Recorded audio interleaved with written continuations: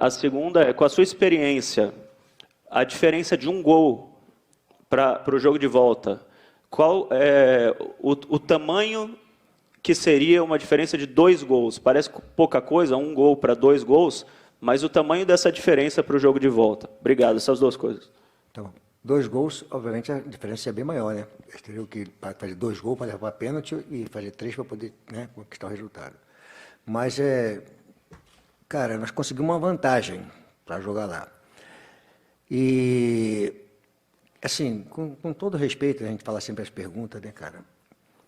É a opção de você olhar o adversário, onde é que tem que escalar, o porquê da ausência do L, porque, cara, é a opção do técnico. Fica assim, a análise não fica para mim. Fica para vocês analisarem se eu fiz certo ou fiz errado. Eu não tenho que chegar aqui, porque você olha para o adversário, você tem que dar uma olhada. Eles jogaram fora de casa, aí eu vou dar um dado que eu vou dar para você. Sem linha de 5, segunda vez que eles jogam fora na Sul-Americana, fora de casa, com linha de 4. Então, eles tentaram jogar por dentro. Então, você tem que analisar o que o adversário vai fazer, qual a possibilidade que ele tem, para você poder escalar. Se começa de uma maneira que você começa vulnerável, se você perceber, a entrada deles por dentro é muito forte. Foi o que mais nós trabalhamos, foi a entrada deles por dentro, porque os 2 meia deles, eles entram em cima dos 2 atacantes. Entram constantemente. E eles ficam com um posicional tentando receber essa bola nas costas. Então, saber isso aí. Então, eu respeito. Tu sabe que eu discuto, mas eu respeito as perguntas. Eu só gostaria que fosse democrático. A pergunta toda ela procede e a resposta também procede, né? O Wesley não entrou porque a opção foi uma outra opção em função das circunstâncias que se apresentou para nós, eles mudando de 3 zagueiros, com 2 laterais passar constantemente, para uma linha de 4, fortalecendo mais o meio-campo, entendeu? Então, para mim, foi essa a mudança da outra. Qual foi a outra pergunta que você fez, hein? De 1 gol para 2 gols. Assim, eu tinha que buscar fazer o segundo gol, e o time deles é bom, é um bom time, muito bem treinado, e não deixar o time vulnerável para eles, de repente, fazer um gol. E nós tivemos, aí vem o seguinte, esse jogo é para quantas oportunidades? 1, 2, 3, né? Nós tivemos a chance de fazer o segundo gol. Mas o mesmo cara que deu o empate para nós lá contra o Cruzeiro, hoje não deu, e aí faz parte do jogo de futebol. Eu acho que a estratégia que não deu certo contra o São Paulo no primeiro tempo, eles ganharam de 2-0, depois no segundo tempo melhoramos, deu uma melhorada. Hoje ela, para mim, funcionou, nós conseguimos botar uma vantagem, uma boa vantagem, para levar para o jogo de lá, e vamos jogar o próximo jogo. Antes de jogar o próximo jogo, nós temos que jogar em casa, o jogo do Campeonato Brasileiro, e depois vamos ver o que a gente vai fazer. Gil. É para ele também? Ou só para mim? Essa só para você. Ah, é? Pô. Puxa, boa noite. Luan Siqueira, Rádio Craque Neto. Queria te perguntar em relação ao posicionamento do Renato Augusto, principalmente quando o Yuri Alberto sai, né, ele vira um centroavante, você chama ele, bate um papo e ele vira esse jogador mais de referência. Não é referência. Deixa eu falar uma coisa para vocês. É assim, né? Se fosse uma novidade minha, por que o Luiz está maluco? Santos Dumont fica inventando? Não. Eu tenho 2 caras de lado, que eu botei o Mosquito e o Romero, tá certo? Quem é que apoiava bem o jogo do time deles? Os 2 laterais apoiavam constantemente. Onde é que estava vulnerável? Nas costas do lateral. Mas se você me pergunta, eu não consigo olhar nem para você estar olhando minha resposta, cara, fica complicado. Então, qual era a ideia? Renato mastiga bem a bola. Então, era ele chegar um pouquinho mais para a intermediária e, de repente, achar a bola nas costas do lateral para ter uma disputa mano a mano com o Romero, que disputou uma bola com o zagueiro, ele conseguiu passar à frente, foi a bola do Mosquito, acho que não fez o gol, daquela que o Romero ganhou. Então, a minha ideia era isso. O Yuri já tinha contribuído bastante e eu achava que, tendo 2 caras velozes do lado e com o Renato ali completando o meio campo, que é onde eles eram perigosos, a bola podia sair melhor para meter uma bola de lado de campo com o Romero e com o Mosquito. Vanderlei, boa noite. Boa noite. 2 perguntas, por favor. Primeiro, você tem um cara diferente no meio-campo, ao lado do Renato Augusto, que é outro cara diferente também, que é o Matias Rojas, né? E hoje deu mais uma oportunidade para o torcedor ver o Matias jogando ao lado do Renato, né? Ele jogou pelo lado direito, centralizado, lado esquerdo, porque ele tem esse recurso. Você enxerga que ele jogando pelo lado direito é aonde ele rende mais? E a segunda pergunta é, num jogo tão equilibrado quanto este de hoje, 2 lances chamaram a atenção da arbitragem, de 2 pênaltis a favor do Corinthians, que não foi marcado hoje. Qual o tamanho desse dano do pênalti não marcado no primeiro tempo e depois no segundo tempo, que o Maicon, se ele tivesse caído no gramado, o árbitro ficou meio perdido sem não foi. marcar? Estava vendo agora lá dentro, agora o Maicon fez certo da sequência na jogada, porque o cara não toca no pé dele, não toca na perna, não. Sim, Talvez mas um o árbitro puxãozinho, ficou meio perdidão ali o árbitro. não toca. Eu vi agora o lance lá dentro. Mas qual o tamanho do dano desse pênalti não marcado no primeiro tempo e também sobre o Matias Rojas? Assim, o Matias Rojas é um excelente jogador de futebol e quando nós fomos contratar, em conversa com o Alessandro e com o Duílio, que nós fomos ter um Matias Rojas aqui, não sei o quê, eu conversei, obviamente para poder saber como é que seria melhor, ele se sente mais confortável jogando pela direita. Ele consegue jogar, ele falou, eu consigo jogar nas 3 posições no meio campo, por dentro, pelo lado esquerdo e pela direita. Eu usei ele hoje no lado esquerdo, um pouquinho. Mas ele gosta mais de pegar na direita, que ele consegue puxar para dentro. Ele não é um cara que é totalmente cego na direita, ele consegue entrar, mais atacar mais o espaço pela linha de fundo. Né? Agora, o que falta ao Matias é jogo, cara. Não existe fisicamente, não. Atleticamente, eu sempre falo isso, não existe a condição física, é condição atlética. Atlética é emocional, físico, técnico, tático, jogo, para ele poder pegar o ritmo. Ele ficou com uma lesão e uma lesão no pé que traz um desconforto, né? Então, o rendimento dele naturalmente vai evoluir, tá? E a outra qual foi que você... Eu acho assim, o pênalti de mão, eu acho que aí sim foi pênalti, eu acho que aí faz uma diferença. Não sei se a gente ia fazer o gol ou não, mas a possibilidade de fazer o gol era muito grande. Então, acho que aí isso faz uma diferença num jogo tão complicado, né? Porque você vai jogando com a equipe que tem qualidade. Se botar uma bola para dentro, o Fábio foi importantíssimo. O primeiro lance do jogo ali, que o Fábio fez a cobertura do Murilo ali, o Murilo fez a cobertura do Gil e o Fábio fez a cobertura do Murilo por dentro ali, que deu um carrinho no cara. Se eles fazem aquele gol ali, seria mais complicado, porque eles jogam muito bem fechados. Então, acho que num jogo da importância dele, difícil, né? Uma penalidade máxima com VAR, com tudo, né? Tem que marcar, né? Mas, fazer o quê? Não deu e o importante é que nós continuamos. E uma coisa que é importante, cara, assim, os argentinos, quando apitam uma falta, vai 5, 6 jogadores no juiz, não é isso? Ou vem 5, 6 jogadores. Eu, em momento algum, falei para os jogadores, no momento em que nós entramos no gol de bosta, ficamos tentando sair para a discussão com eles, aí um lance único, eles foram lá e fizeram um gol na hora que a gente estava discutindo com eles. Cara, deixa eles que eles são, é característica do time argentino, eles sabem fazer isso, eles sabem fazer essa manha, eles vão aqui, vão ali, provocam para aqui, provocam para ali, é um ambiente que eles se sentem bem. Eu não tenho que entrar naquele ambiente. Eu tenho que estar no nosso ambiente de jogo, gente, cara, para a gente fazer aquilo que nós temos que fazer. Se você entrar no ambiente deles, aí é complicado. Vai estar do meu lado aqui, cara. Vai ter uma para ele agora. Não, vai dar um comandante. presentinho para o Gil agora. Boa noite, professor. Boa noite para o Gil. Professor, eu sei que você não vai analisar mudanças e você raramente faz isso, mas até em comparação aos últimos jogos, o Corinthians estava um pouco diferente, pelo menos em alguns atletas. O Fausto Vera não tem sido mais tão utilizado, o próprio Juan Oliveira hoje não começou entre os 11. Você acha que você ainda não encontrou a formação ideal do Corinthians? E aí eu estendo a pergunta para o Gil. Você, Bruno Mendes, Murilo e o Fábio na esquerda, você acha que essa é a formação ideal da zaga hoje? Pedro, eu sempre respeito a pergunta. Talvez o melhor momento nosso deve ter sido 2 meses atrás, né? Que a gente só tomava uma porrada. Pô, como eu não encontrei a melhor... Eu encontrei um elenco à disposição. São 14 jogos com 1 derrota. Eu acho que isso é um número considerável. Você vai considerar só a derrota para o São Paulo? Dentro de 14 jogos? Então, há 2 meses atrás, então seria o ideal nosso? Não, o ideal nosso é que nós encontramos em 14 jogos um equilíbrio. Jogando com 3 zagueiros, jogando com o Bruno, jogando com o lateral, fazendo mudanças. Isso faz parte de um contexto. Não é uma, hoje eu tenho um elenco à minha disposição e rodado para eu fazer as mudanças que são necessárias serem feitas. Eu enxergo, acho que você tem todo o direito de achar que não encontra, mas eu considero, né? Não é uma opinião, é uma pergunta. Não, eu estou te respondendo a tua pergunta.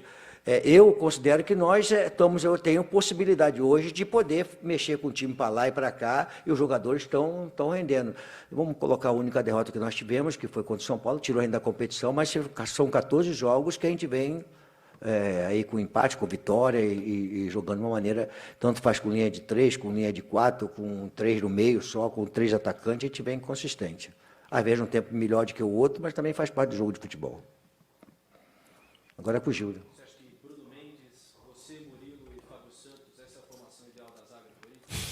Que honra.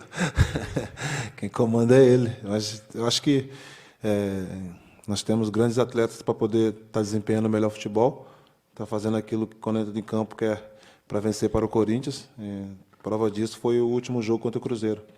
Acho que dos citados que você falou, só o Bruno Mendes que jogou. Então, quem o professor colocar ali vai tentar fazer o melhor. Boa noite, Luxemburgo, Gil. Bruno Faria, da Rádio CBN. Primeiro para o Luxemburgo, depois para o Gil. Luxemburgo, eu queria saber sobre o Gabriel Moscardo. Hoje me chamou muita atenção que num dos primeiros lances dele, ele tenta uma invertida de jogada.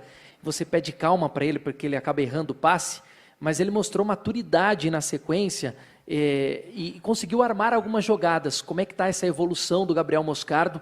Você, como treinador, dando oportunidade para ele.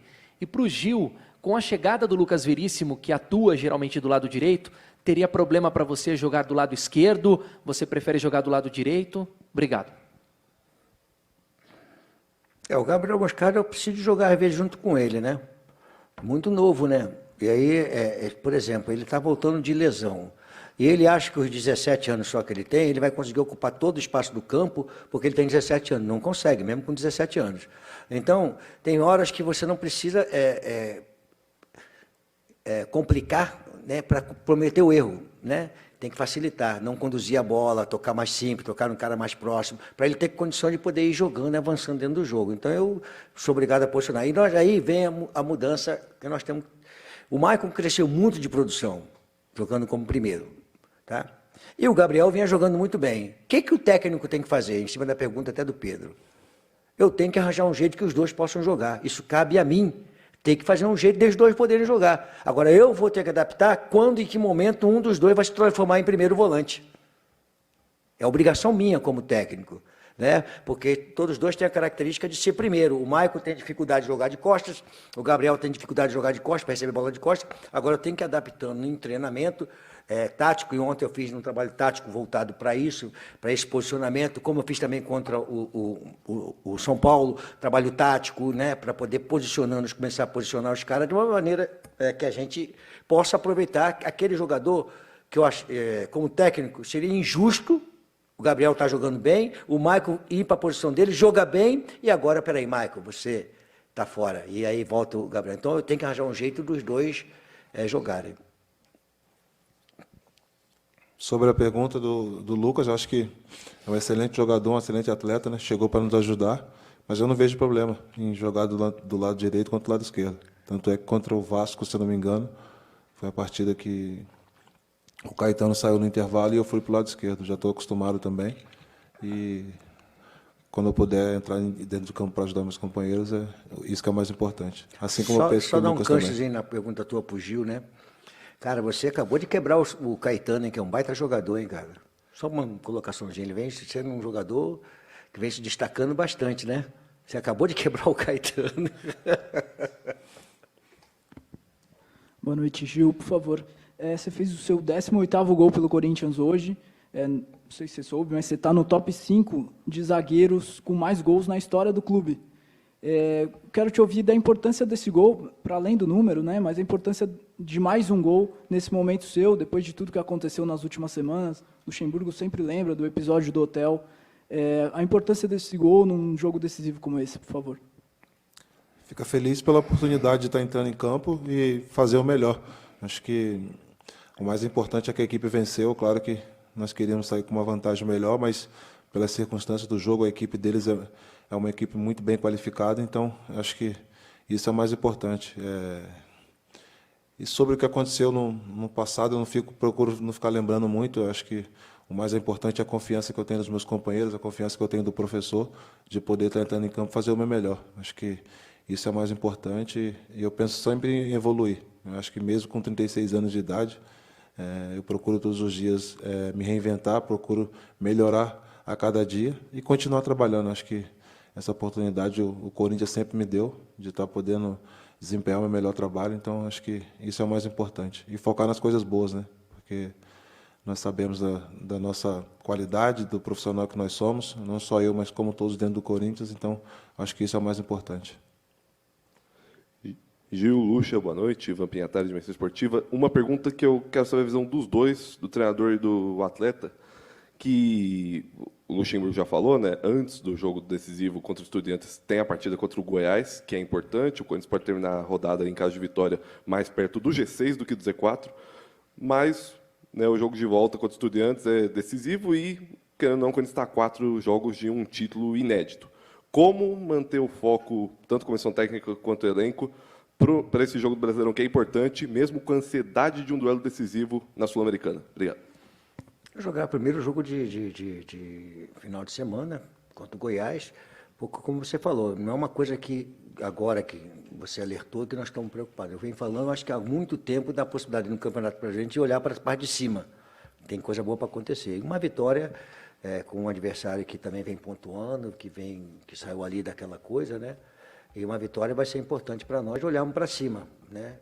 E aí, terça-feira, acabar um jogo de sábado, terça-feira, começar a preparar, domingo, segunda, o jogo de terça-feira contra o Estudiantes, porque é o jogo que a gente vai jogar, um jogo de decisivo para levar para uma semifinal de competição. Então, jogar sábado e depois jogar terça. Isso é importante a gente trabalhar bastante também até esse jogo do final de semana, porque nós sabemos que o Campeonato Brasileiro é muito equilibrado. A equipe do Goiás mesmo que está fazendo bons jogos. Ontem empatou 1-1 com o Atlético Paranaense em casa, então nós sabemos da dificuldade que nós vamos encontrar. Então, acho que aproveitar bastante essa vitória de hoje, aproveitar e continuar trabalhando, porque no sábado temos mais um grande jogo diante do nosso torcedor e nós queremos vencer. Aqui, boa noite, Luxemburgo. 2 perguntas só, por favor, e rápidas. Você citou o jogo agora, a duplinha, né? Que é a duplinha Goiás e Estudiantes. Queria saber se a estratégia do clube, a tendência é ser igual do último final de semana, quando você descansou 7, 8 titulares para vir bem hoje. Se você repete isso no final de semana. E a opção pelo Biro também. Quando saiu a escalação, o torcedor na rede social, querendo entender o Biro, queria que você explicasse qual era a sua intenção de colocá-lo como titular hoje. Obrigado. Eu já falei, acho que na primeira pergunta ali, né? Foi a primeira pergunta que eu falei sobre... Então, mas aí foi o Biro que jogou, então praticamente eu estou te respondendo, né? A opção pelo Biro foi a coisa tática, né? De olhar ali e olhar que o Biro podia ajudar o Fábio e a gente congestionar o meio, que eles tinham mudado de 3 zagueiros para uma linha de 4, né? Então, ia ter mais congestionado por dentro. E 2 atacantes em cima dos nossos zagueiros aqui o tempo todinho, com os meias adiantados. E como é que foi que você falou? A estratégia de sábado se vai ser parecida com a do final de semana. Vamos ver, é bem provável que eu faça algumas mudanças, porque eu percebi que o jogo passado, para esse jogo, né, que nós ficamos fora com alguns jogadores aqui, eles entraram com saúde hoje. Eu vi o Fábio Santos hoje totalmente dentro do jogo, 90 minutos. Em momento algum eu vi ele fora do jogo, né? É um jogador que não é mais nenhum garoto, a gente tem que preservar, né? Então, alguma coisa a gente vai fazer para o final de semana. É o que eu falei anteriormente. Hoje eu tenho o elenco todo à disposição, podendo fazer as mexidas que eu achar que entender fazer. E eles cabem a treinar e esquentar minha cabeça para poder escalar, né? Tem que ser dessa forma. Obrigado, professor Luxemburgo. Gil, boa noite a todos.